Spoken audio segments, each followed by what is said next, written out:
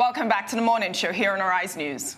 Joining us now is Dr. Agwu Ukiwe Okali, former United Nations Assistant Secretary General and Registrar of the International Criminal Tribunal for Rwanda. He authored a key strategy paper that assisted African leaders in the successful campaign to elect the first African UN Secretary General in 1991 and ushered in the idea of equitable rotation that has influenced election to the office ever since. Doctor, you're welcome to the morning show. Good morning, sir. Thank you for joining us. Thank you indeed. Thank you for having me. Quite an impressive profile, quite an impressive career journey. Yeah, but let's start with the UN General Assembly. Sure. The theme is making the UN relevant for all people. If you look at the history of the United Nations, including the time you worked there, will you say that the United Nations is really relevant for and to all people of the world? Absolutely. The United Nations and international cooperation has never been more relevant than now, given the state of the world and the various tensions that you see manifested in all the conflicts, and whether political, military, ideological, whatever. So the relevance of the UN, in 1945 was great. It's even greater now because there's a greater danger of catastrophe if you didn't have this kind of international cooperation. Okay. Yeah, but the argument about the UN has always been making the UN even more relevant to all countries in terms of its own internal processes, on the basis of which there have been this call for reform at the United Nations. What do you think of that particular issue, both in terms of the composition of the Permanent Security Council and also in terms of reform? Well, I think that the starting point is to note that the concept and the conception of the UN was, you're talking 1945, and the world has moved, much further than the situation then. So the architecture that was created then was good for them, But if you now think of how many countries have joined the UN, how many countries have become independent since then, so the world is a much different place now. And in terms of even relative power, there has also been shifts. So, the call for reform, for looking at the thing again, to reflect, the current realities is quite sound. And I don't think anybody actually opposes it. It's just the details that is the issue. Well, the late UN Secretary General Kofi Annan, I believe you must have known him very well, Good friend. tried to push reform of the UN, and it was opposed on that account by the powerful interest there. What's your fondest memory of Kofi Annan? Oh, those who know me, of course, would know that Kofi and I were good friends long before. In fact, he was one of those who recruited me to the UN. Okay. So we were good friends long before he became Secretary General. And during the years, we were both at the UN. We were friends. We remained friends. And as a matter of fact, the truth of the matter is that the strategy for electing an African Secretary General was, you could say, was concocted by Kofi Annan, who was my friend then, my good friend Ibrahim Gambari from the Nigerian side, yes, and another friend of mine, Michael Kale, late Michael Kale, who was the ambassador of Kenya to the United Nations. And we met at my apartment in New York. Okay. And we met several times to talk about it, because it was a burning issue. Africa was never, ever seriously considered. And we thought we who were in the system must contribute to realizing this. And, from there, we wrote a paper. Fortunately, things worked out that we also knew people who were in the presidency. And Dr. Biozo, for example, was there. So it was a very timely thing. And at that time, of course, Ibrahim Gamari was Nigeria's representative at the UN. So all we had these things in place. And I think that it did contribute, because we know the strategy that we proposed in my paper was simply this. Actually, I can say it now, because previous attempts had always centered on the idea of get one candidate, show that all of Africa supports him, show that you get support from this group, from that group, from that group, which was the way things are normally done in the UN anyway. That is, say, get as much support, political support as possible for a proposition. But we found that this always failed. And it failed simply because what happens is that if one permanent member objects to that candidate, the whole thing is flopped. So I said, listen, why don't we try something else? Let's give them a list of African candidates, 6 or whatever, that, well-qualified people. And if they reject all of them, it becomes clear that they don't want an African there. Yeah. It was a way to, to show them up, because we believe they had reservations, let's put it that way. But they couldn't say it, and it wouldn't look nice if they said it. So they would use other things. They would disqualify the particular candidate for other reasons.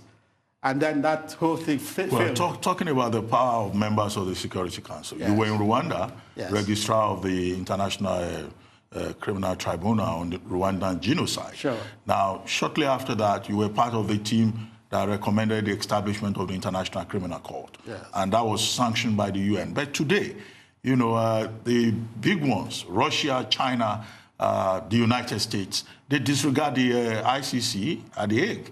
And in fact, only recently, the United States was threatening to sanction ICC judges if they go after any American citizen or any American ally. Isn't this about double standards in terms of the international peace law regime? It is from that logical point of view. But there's another side to it, another argument, which is the argument that some of us have to rely on. If you don't get those powers to support, it can't even function at all. So it's almost a half-breed. If you, without the support of those big powers, you will not have an, international. But they set up a system, and they say they cannot be subjected to it. Precisely. So you are faced with the choice. Are you going to say that? So that means if everybody can't go on it, then it's over. But the people who were suffering most, let's put it this way, from the lack of an international tribunal, are the people who are within our circles, our regions. If you think of Rwanda, if you think of the many other atrocities in Africa, and the one that got them really worked up was in the Bosnia, right in the heart of Europe. These things happening, they couldn't just turn a blind eye on it. So you had to strengthen the argument and made them politically acceptable for the big powers. But they always knew that they don't have to themselves. I mean, you know that the US did sign the initial agreement, but it was never ratified. It was not ratified, and a new president decided that withdrew it. Let's put that way. So that's how it was. But what do you think of African countries complaining that, look, the International Criminal Court is just focusing on African leaders? And the AU, sometime early last year, even encouraged countries that would like to withdraw from the ICC to do so. Yes, I think it's a valid issue to raise, but we shouldn't forget something here. The international criminal legal machinery is supposed to come into play when the national, the local, has failed or fails to act. So the answer to our African brothers, us Africans who talk about the ICC and all that, is that those cases were not being dealt with by us. We could have set up tribunals, we could have set up courts, and if we do that, then the jurisdiction of the ICC is ousted. So you can't say these things should just go on. You're supposed to do something about it, and you don't do. And then if somebody else does something, you say, why are they doing it? So the solution to that is to create, credible machinery within our own systems to deal with these cases. Anyway, let's come home now. You're a writer, and you talk a lot about Western democracy, right? Why do you think that has failed in Nigeria? No, I don't say it has failed, but I feel that there's a lot going on in the practice of democracy in Africa, which leaves a lot to be desired. And when you have a system that is having so much trouble everywhere, it's like your car. If you have a certain thing in the car and it's always breaking down, the thing to do is to look at, is there something that can be done to make this thing not break down all the time? So that's the way one could look at this situation of democracy in Africa, is that there's not an election that is held in Africa and that doesn't lead to big crises, big problems, So we need to ask ourselves, examine, what is it that is causing these problems? Is this something that we can fix without compromising the basic tenets? Is this an adjustment we can make to it, or is it okay? Some argue that it's just a teething problem. I mean, after all, how many years have we actually been practicing these things? So but we need to ask those questions. That's what we should do. Well, I mean, theoretically, those questions are already there, out there in terms of scholarship on the subject. Farid Zakaria, for example, wrote a book in which he says there is no one-size-fits-all model of democracy. The kind of democracy you have in Asia, for example, is different from what you have in Europe or what you have, say, in North America. Will you be saying that Africans should look inwards and create a model of democracy that can accommodate some of our idiosyncrasies, accommodate corruption, for example, accommodate certain cultural beliefs, for example, accommodate certain religious beliefs, for example? We should certainly look at a system and see how we can make that system work for us without compromising the system, because the system we're adopting. But I'm not sure I would agree with the specific examples because there's nothing. I don't think there's anything African about corruption. For example, it's a universal thing. Actually, I tell my friends that when I was growing up, right here in Nigeria, when a policeman, I grew up in Port Harcourt. When a policeman, was arrested or something about having received a bribe, it was a big thing. This big shame, big everything. So it was, in those days, to be accused of corruption or taking bribe was really considered really big. The whole town was abuzz about it. Do you understand? So what I'm saying is that there's not, there was a time when it was really something serious to take a bribe in whatever function you're doing in Nigeria. No, maybe let me put it differently. I mean, we're having elections now. There's one coming up in Osun, a supplementary election on Thursday. And now, if you look at the culture of democratic practice in Nigeria, it looks like vote buying is part of the culture. So is this something that can be accommodated? If we say Western-style democracy has its own contradictions, how do we design our own thing that our people can be comfortable with? If that is what works for us, that's the kind of thing I'm saying. Okay, but again, I will have to take issue with your specific example, because I said we should be able to accommodate, the things in our culture that, we can do without compromising. Now, the basic tenet.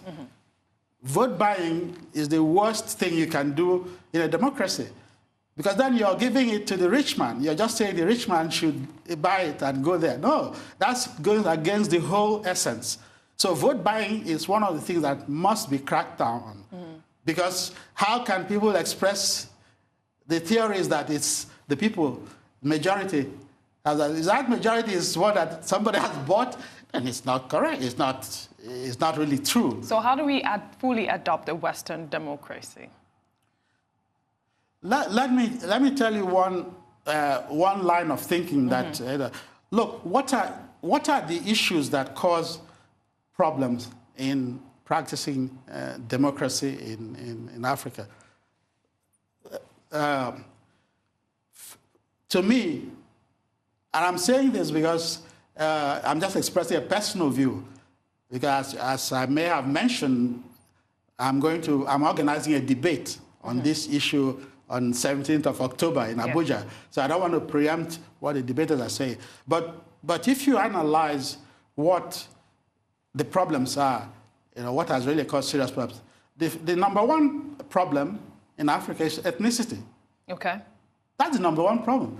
So, then you have what I would call big manism, that is culture of personality, where somebody comes in and makes everything about himself. Forget Godfather. Yeah, forget that he's there, entrusted to carry out certain things, because it makes the whole thing about him. Okay, that's a third factor, and a second factor. A third factor is just what you may call the poverty, because what kind of bribe are you going to offer somebody in America to buy your vote? It will have to be a very huge thing, isn't it? Because he doesn't need your 5,000 or whatever. But to the poor widow in the village, 5,000 naira is big money. It's a life-changing offer. Of course. So because of the poverty condition, these are the three things that one can see.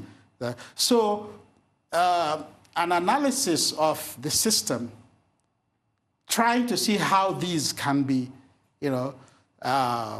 ameliorated. This one would go a long way.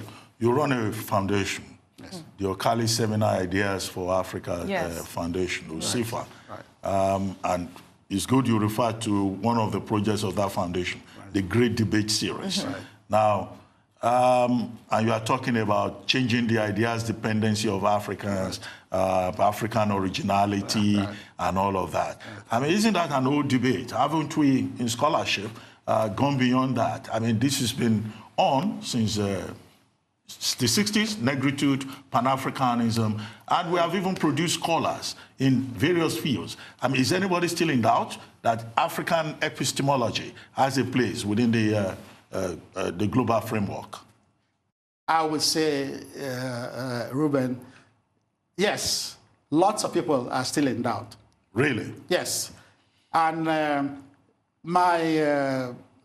in one of the articles I mentioned, I cite an example of some American ladies club, right?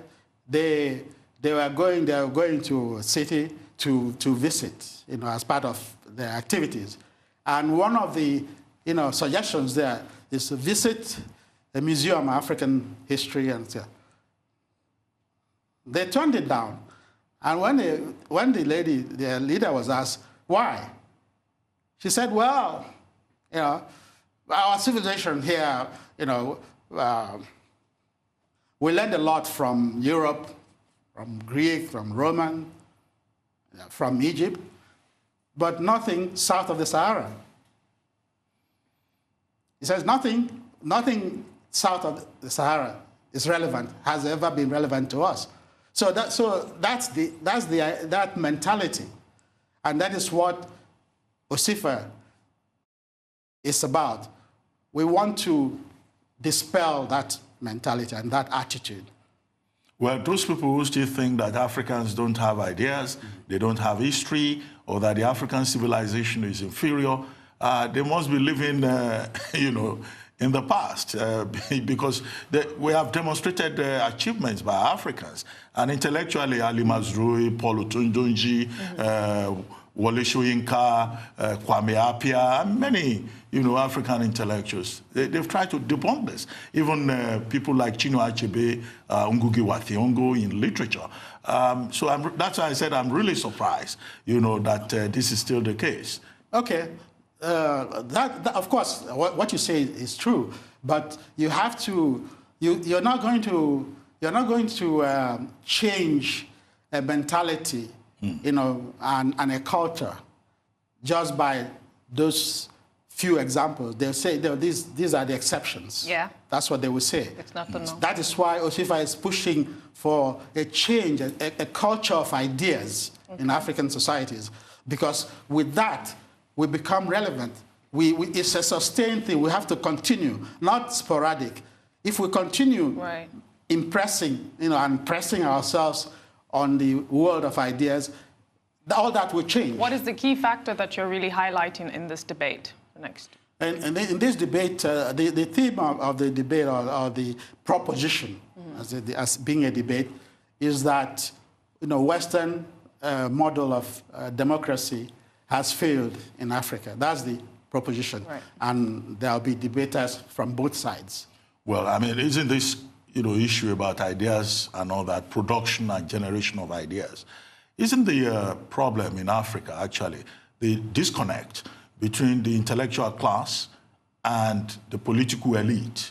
Isn't that where the problem lies? Because even when ideas are produced, by the African intellectual, do our leaders really have the capacity to make use of these ideas? Do we have the relevant institutions to process ideas from conception to reality, implementation and corresponding impact on the people's lives? I think that is a very good point, because if you look at the history of other societies, the leaders were not necessarily the smartest people, but they encouraged good, smart people. They took pride in their people succeeding intellectually, whether it's in inventions, in whatever it is. They actually sponsored those things. And this is a problem, in my view, in Africa, that maybe the leadership doesn't focus enough on encouraging indigenous intellectual expression, including taking it into account. Because one of the, I did some survey research on why, for example, malaria. Malaria is our biggest problem, really, in Africa, because it's debilitating. It's not only deaths, but the malaise that it creates after and during, when you're suffering, eats up productivity. Because people can't really produce, and kids cannot mentally. Now, you will ask why? Why is it that we haven't done, focused on this, try to get our own people there? But someone told me that when there is an opportunity when you're looking for an expert or something, the leaders, including the leaders, not just political leaders, but leaders in ministries too, I include leaders, they rather go abroad and bring an expert on the issue. It's easier, for whatever other reasons they prefer to do that. So there is that disconnect at every level where you need to be encouraging. See, and then what happens is that our own intellectuals and people who should normally be applying their minds to these problems are discouraged, or they don't see where it's leading to anything. That's why I say a culture of ideas. A culture of ideas is one in which ideas are valued, and the originators of the ideas receive recognition, whether it's monetary or honor or whatever. So, Sir Isaac Newton, he wasn't the richest guy, but see the honor he gets from his society. But do we get that enough? No, because we have not really valued ideas per se. Okay. Well, let's talk a little about this book. It's your book titled Of Black Servitude Without Slavery. Without Slavery. The Unspoken Politics of the English Language. Okay. Let me show that. OGS, yeah. So, I mean, I got attracted by the title because many years ago, as part of the research for my PhD, I dealt with the issue of the politics of language. But I have not read this. What do you mean by black servitude without slavery, the politics of the English language? Well, that it arises from this fact that if you were to come to the English language, for example, as an outsider, not like all of us who have been brought up in it, you will notice something, and that is there is a systemic denigration of blackness. Black male, black spot, black whatever, is bad. Black magic, white magic is good magic. Yes, white witches are good witches. So, and the point of it is that this is systemic. Okay. You can create your own bad thing by attaching black to it. Black day. Black information. Black anything. That's, whatever, the black bag operations. You attach black to it, everybody, it tells all. Yeah? And then I attach white, it tells all. So this is what is in the language, and it's not purely semantic, it's the point of of my argument. I am saying that what it does is condition from childhood. You're conditioned to reject or shun those black things. Black things. Yes, black, whatever. Including but how do we change that? How do we infuse, local languages, indigenous languages, and our own mentality of, dignity into the global conversation? Well, the book itself is volume 1 of what Osifa has established, this Africa Seminal Ideas series. It's supposed to bring good, original ideas that interrogate things, like this one, that has impact. And when you analyze this situation, you will see, that in fact there is a solution, because what you have is there are 3 categories of blackness in the English. Okay. One is color, a black car. Yes, everybody knows that. Yes. Second is race, black, white, race. The third is figurative. The figurative. The figurative, yes. Of blackness. And that is where the problem is. So is the figurative use of black and white to designate things is a qualitative assessment criteria. That is where the problem is. Well, these are conversations that we've been having for years. So I say, if we can eliminate that use of black and white in that figurative sense, you will change the mentality. It may not be immediate, but you will. Because if black is no longer synonymous with all the bad things of the world, and the young people coming out don't attach that to black, so black is just another color. So is this just for the African people or just in general? No. Because I know in America it's almost like a taboo to refer to someone as black. They've changed, over the years, they've changed the use of a race as black. Yes. It's now African Americans, and we don't really use black in the figurative manner that you have just described. So you want to make it a global appeal, which has already happened, but I think more concentrated in Africa, because we as Africans still refer to ourselves as black. Well, yes. I mean, in America, they've tried to get away from it, but they have not really, because the English language is still there and it's still being used. So you still have blackmail, you still have whatever.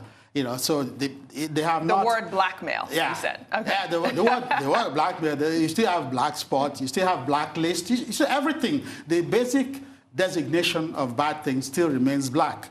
So well, that has... There was a gentleman we had on this program. His name is Kunle Shurina. Yes.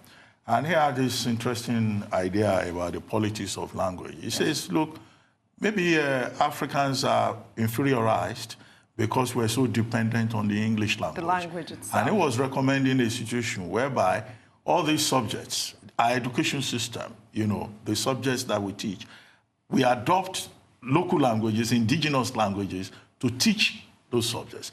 And it will be a way of a counter, response to this hegemony of the English language. Well, what do you think about that? Because I asked him, how do you teach physics in Yoruba? How do you teach history? Well, you can teach history in Igbo, but how do you teach chemistry in Igbo? And he was saying that it's possible. I think it is possible if you make the effort, but I wouldn't, because it would not solve the problem. Yeah. The problem we have, and why I've focused on English, is that English is fast becoming the only global language.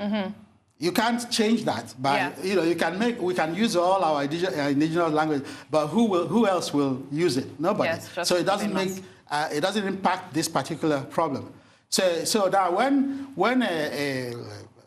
somebody from Tonga, Japan, whatever, learns English, they pick up all these idioms and ways of it. That affects their mind.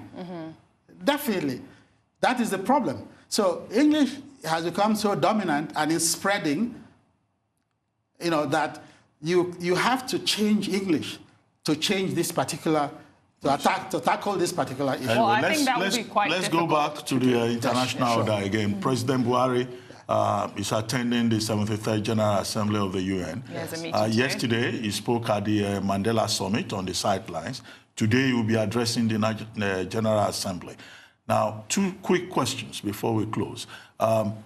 What do you think Nigeria should be saying to the world using that platform, that important platform?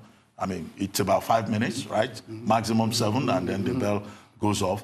And two, do you think Nigeria or maybe South Africa or any third world country stands a chance of being on the Permanent Security Council as they have been advocating for so long? Take the second question first. Okay. As far as the permanent membership of the Security Council is concerned, you can't do it in an ad hoc way. That is to say, you can't just put one African. You have to do everything, because then other groups make claims, and the way things are done there, you have to agree on a system whereby.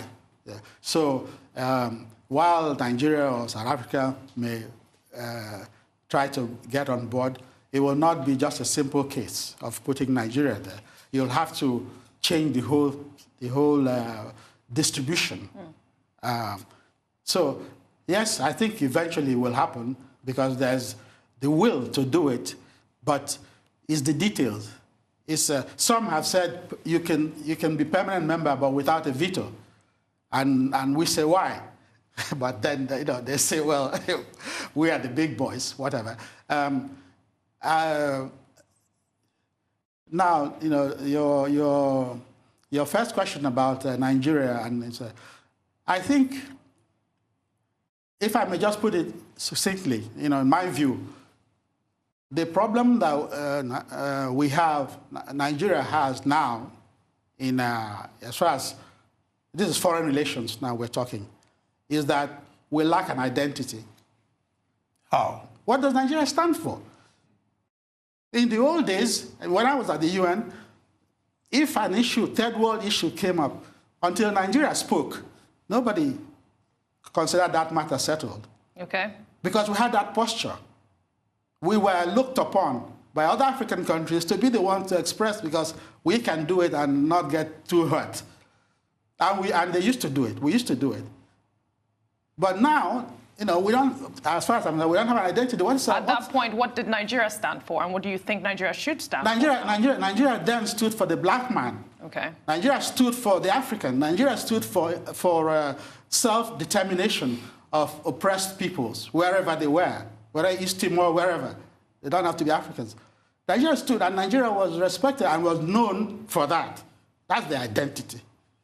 You understand? Mm-hmm. So now, what is the identity? You don't see that anyway very clearly defined. Let me put it this way. Okay. I'm sure the practitioners in the quickly, because the follow-up will be important. Yes. What went wrong? Where did we get it wrong? Is it at the level of personnel, or is it at the level of politics, or we just decided to let things go the other way? Well, it's to me, as far as I can see, it's one of Americans call the creep. It's a kind of, it's just crept up on us because little by little we sort of disengaged from those issues that we were known for. So by the time you've done that over a period, your identity gets blurred. Nobody now knows. So I can't blame any single person or leader, but to the extent that the leaders stopped paying attention, let's put it, to those things, stop making a statement when something happened in, as I said, in Tonga or wherever, that showed that we are here to defend people seeking their rights. And so once we stopped doing all that, the image got blurred and just another country. Well, thank you very much, Dr. Okali. We've had a very interesting time having this conversation with you. My pleasure, my pleasure. Thank you for having me. All the best with the great debate series. Yes. Thank you very much. Thank you. Thank you. All right.